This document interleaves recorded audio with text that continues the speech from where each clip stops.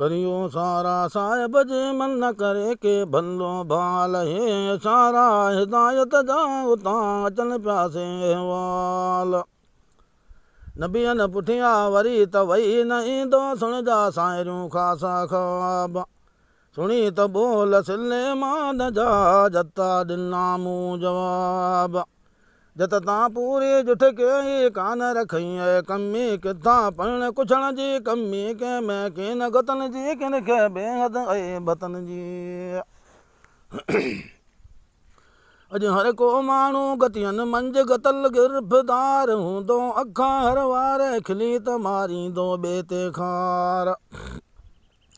तंजणा माथा छुटन तकड़ा बुछड़ी अख तिन्नी साबदकार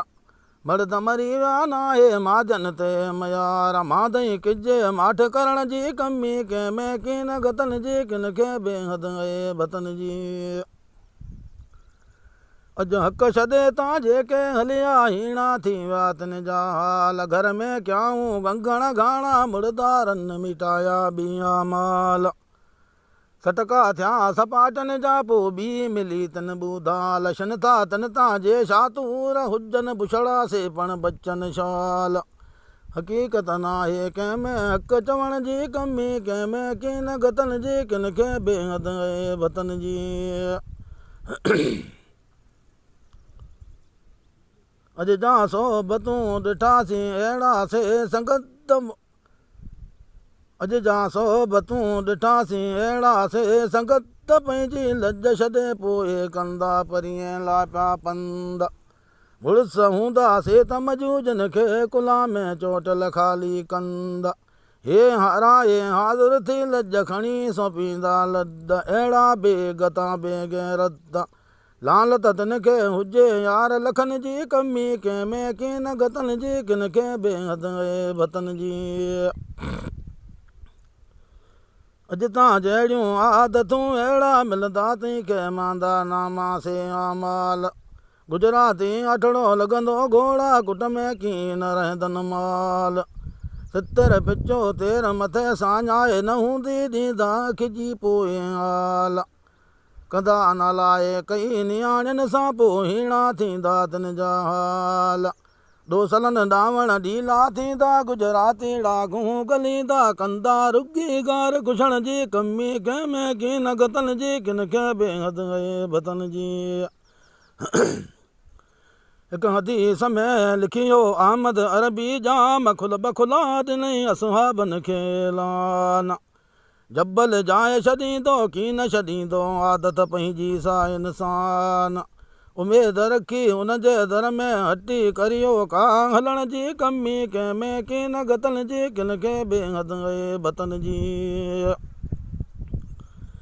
हिदायत ला हादी हलायो कादर बकुरवान बारी लिखिया भला तई में से बयान भला सुरे इनल इंसान कमी रखई कापण कान हक़ सबर से हक़ सबर वियड़ा हलिया अॼु वसियत नसीहत वारी आहे कान हाजी उमरा इहा कुल हकल बाजते मंडबो सो मीज़ान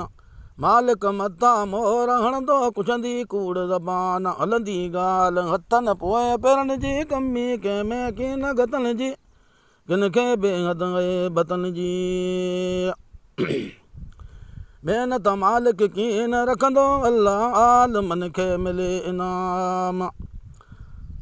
शरीफ़ शोएब मौला मुस्तफ़ान जो थे मोहम्मदी तमान हाफ़िज़ सां गॾु मिलो नूरे जो पढ़ी में नाम उमर अब्बास अबूद जान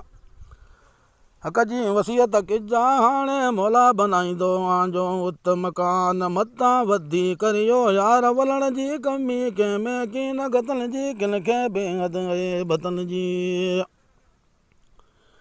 क़यामत वारो ॾींहुं तां क़ाइम थींदो किताब लिखनि कुल कहाणी हौज़ कौसर ते हाफ़िज़ लिखे प्यारींदा पाण करीम पहिरीं पाणी